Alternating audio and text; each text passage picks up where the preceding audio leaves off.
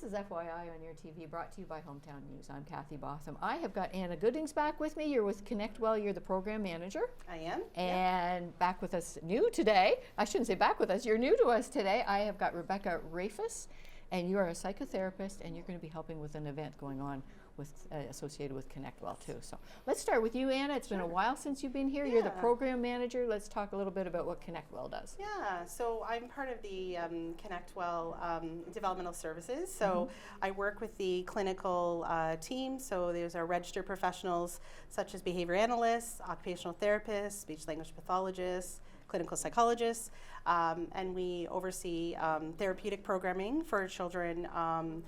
Many of them are children with the Ontario Autism Program. Right.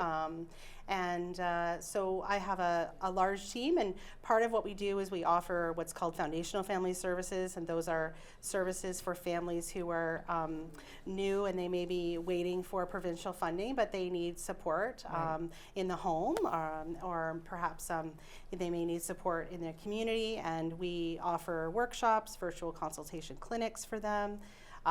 We offer teen nights and some special events as well. Last year we did this event on April the 2nd to celebrate Autism Awareness and Acceptance Day. And we decided this year to make it a little bit different. We wanted to make it a little bit broader and really talk about neurodiversity and inclusion. Right. So we're running it for the second year. We're running it a little bit different in that we have speakers confirmed this year. So Rebecca, who's here with me today, will be one of our speakers who'll be attending in Carleton Place. And we run it at 2 locations, one in Brockville at the Brockville Royal Canadian Legion, and in Carleton Place at the Carleton Place Arena. Both on April 2nd? Both April 2nd, 2 to 5. 2 to 5. Yes. Okay, how are you doing that? Zoom, I take it? No, we actually have people in 2 different locations. Oh, okay. I'll be in Brockville, and some of my other colleagues will be in Carleton Place. Okay. We'll have our CEO, Sarah Sark, with us in Brockville, and our Director of Developmental Services, Leslie Green, will be with us in Carleton Place.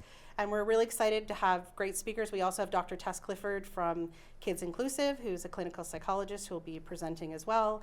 We've got some artists, some musicians, some snacks, some prizes, and we're really looking forward to just a really open conversation about how to encourage and support those with neurodivergent needs, and really how to look at our workplaces, our family homes, our community, our local gym, and how we support those individuals to feel included so they can participate in the way that makes sense for them. So we're really excited about this. We feel really passionate about it, and we hope our community will come out and support it. And it's free for people to attend, and there'll be first responders and other community service providers there as well. And who are you hoping to come? Is it families? Is it associations? Is it agencies? Well, it's often we hear like families who have a child, let's say, who with neurodivergent needs will say like, I understand this, I know, I live it. And we'll say to them, well, who do you want to know that has this information? Who do you want to share this information with? So it might be their extended family. It might be, like I said, it might be the local gym. It might be their chiropractor's office. There are a lot of things we can do to accommodate individuals with neurodivergent needs. So even things like, quieter spaces, limiting the lights, the sound, perhaps limiting some of the, extraneous sort of noise and some of that stimulation. And so we could set those times aside for individuals who might need that in order to participate or attend a service. Or so I feel like that's really important, is figuring out who those people are in your life, inviting them to come out, share that information. We have a lot of community partners that already have some really great best practices, so sharing that. We've had a lot of first responders reach out to us lately. We've just done some training with some folks from the fire department in Lanark, and just really talking about how do we support these individuals by, again, maybe an alternative form of communication, just having patience and allowing a different form of communication. Right. Getting down to someone's level and really letting them feel safe and comfortable so they can move forward with you. Okay. So it's, I think it could be anybody. It could be businesses, like I said. It could be family. It could be teachers that work with your child. It's completely open to whoever wants to learn more and share information. Okay. Rebecca, I'm going to put this question over to you too. Sure. We're using this word neurodivergent. What is that? You're a psychotherapist. Yeah, so this is an area that I specialize in, and so neurodivergent, the term is something that's kind of birthed itself in the last maybe 10 years. It started as a movement to recognize human differences in functioning.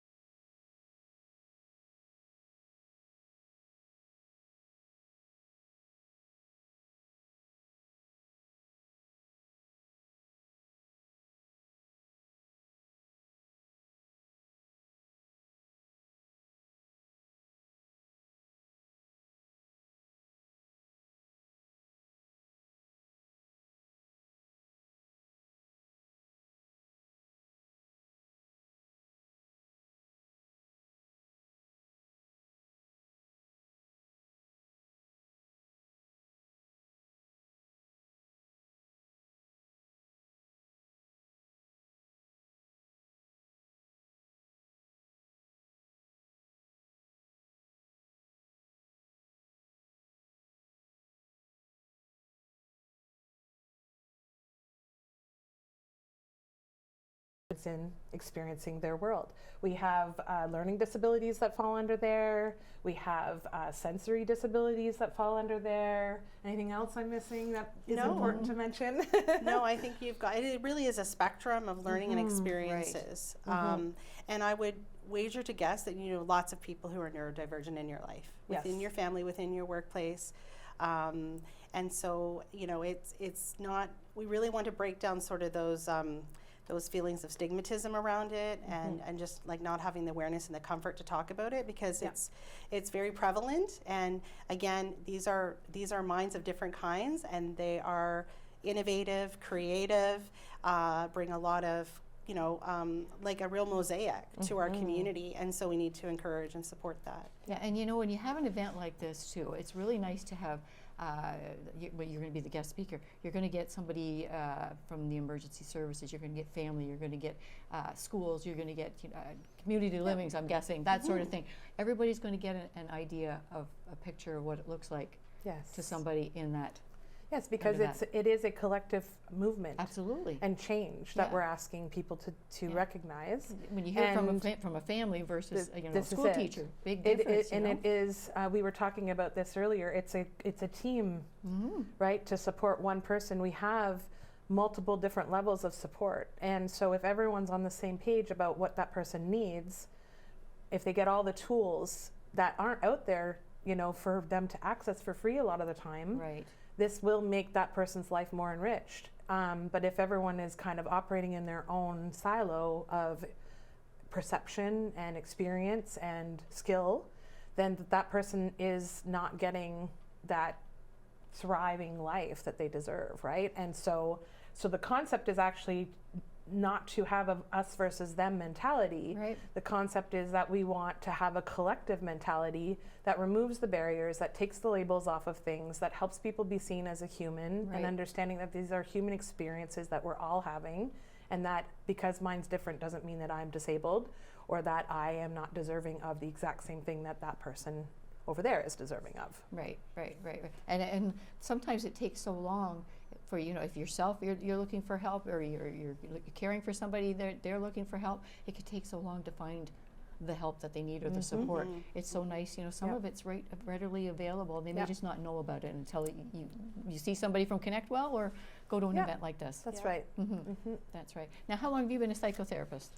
I've actually only been doing psychotherapy work in private practice for 5 years now. Okay. Prior to that, I worked in the school boards as a youth worker for many years. I've worked in different disability agencies. I'm an academic coach part-time at a college. So, you know, I kind of am in all of the realms. I've worked at a clinic with doctors and practitioners, and so, you know, I really do, I really love this whole hitting the whole team concept Right. and having I like that. I like that. universal design that allows for us to eradicate kind of the need to disclose what's going on with me. I just know that when I walk in a room, there's that safety that I will be supported with whatever needs I have, not Right. just what the old constructs have said we need in every classroom, workplace, home life, all of those things, right? Absolutely, absolutely. Now, this day itself again is April 2nd. Yes, it Do is. you want yeah. people to register? How do you want people to? So we want people to come out definitely to our location. If they're, I can provide some follow-up information. But if people want to connect with ConnectWell, they can give us a call. We'll provide more information. But it's at this point we have registered most people for the participants that are going to set up for the tables and for the information booths. But if people are interested, they can contact us. There's still room. I know in Brockville there's still some room, and we're really excited to see foot traffic come in from our community, and to really share in that day. And we hope to make this bigger and grow next year. We already have ideas. That's great to move that forward. I think one thing that Rebecca was talking about there made me think about representation, which is really important, is that individuals who are neurodivergent need to inform what we are doing to support them, right? Right. So we need to really start talking about that, and really they need to be involved in the decision making around them and their needs, right? Yes. So sometimes we have this presumption of what maybe needs to be targeted or supported, and that's not actually how they see it or how they feel that's where they need that level of support or that direction. So we have to be careful of that too, and really encourage these people, foster that communication, that open dialogue, and that sort of charting the pathway forward together. Oh, absolutely. Absolutely. Person-centered, absolutely. And that's why I specialize in this area personally, because I have that lived experience. I grew up with undiagnosed ADHD for many years. And I learned in my later years that was because females and girls were not represented in ADHD research up until 10 years ago. So my symptomology was presenting different than what the research even gave our scientists and our doctors and all these people who were helping with diagnoses understand. So by combining those lived experiences, by representing, even myself being a clinician, representing therapy in a way that's different because I'm also neurodiverse, that helps my clients, kind of come out of their cocoon, come out of the shadow, feel comfortable because know there's what you're that working with. Exactly. Yeah. And I think I want to also just piggyback on what you said. We have to also have people who are living with these challenges understand how to advocate, how to speak up, not to hide that there's this difference going on within them. Because if we don't give them the tools and the skills and all the things to do that, they are going to end up getting lost in the mix of things. Right. And we see a huge influx right now of people coming of age in their 40s who are now finally identifying that this is what's going on with me. We had a 60% increase during COVID, during the pandemic, of women in their 40s getting diagnosed because for the first time ever in their life they had to stop masking and be at home, and all these things came to the surface, right? So so the more and more that we have people out there living with their true, authentic, raw selves emerged, the better it is for people that are not understanding what to do. Right. The people that are going to be part of the policy changes actually are the people at the bottom who are not being seen and represented. So the more we give them the tools, that's why having these things for free is so important. Absolutely. Because a lot of times people don't have the access to funding to get the help that they need. So the more they learn at our events, the better, because then they're going to be able to go to those schools, go to the classrooms, go to their workplaces, go to their family members even, and say, hey, I need this boundary, or Yes. I need this extra support here. And so the movement will start with them, and then Absolutely. eventually trickle up. Absolutely. Eventually we'll get the big guys out of their comfy seats and get them kind of open to change, right? Absolutely, absolutely. What a wonderful event you're going to be having too. For those who can't attend the event, how do they get more information about? Yes. So, yeah, and I think again, reaching out to us at ConnectWell, we'll be very interested in following up with some folks. We have some resources too that we're willing to share that are free, and just some, again, some sort of general information of where to start. I think again, as long as the conversation is open, I think at this point we're looking to, if they're interested in receiving more information, we're interested in coming right out to them to help them with that. And again, sometimes it'll be, how can I help this individual in my workplace, for example? How can I, so it can start very small and grow much larger than that. Starts with a conversation. Exactly, absolutely. And Rebecca was talking about sort of our youth and bringing them forward, and that's something we work on too, is how do we support individuals to be able to speak up for their needs? How do they go out into the community and get what they need and be comfortable with that and know it's okay and it be received? That's really and be important. Successful. Absolutely. It'd be and many of them are very successful in ways I couldn't imagine. Yes, Yeah. absolutely. Absolutely. Yeah. Well, this is wonderful. April 2nd, once again, locations and how to attend? Yeah, so we're again, we're at the Brockville Royal Canadian Legion, Branch 96, and we are also at the Carleton Place Arena, April 2nd, 2 to 5. If you need further information, contact ConnectWell Community Health, and I look forward to connecting with people on that day on the ground. It's going to be a lot of fun and a great learning experience for everyone. It's only a few weeks away. Yeah. Absolutely. Well, thank you very much for coming out today, too. Once again, I've got Rebecca Rafus and Anna Goodings. Thank you very much for coming today and talking more about World Autism Day and the support you're providing. Thank you very much.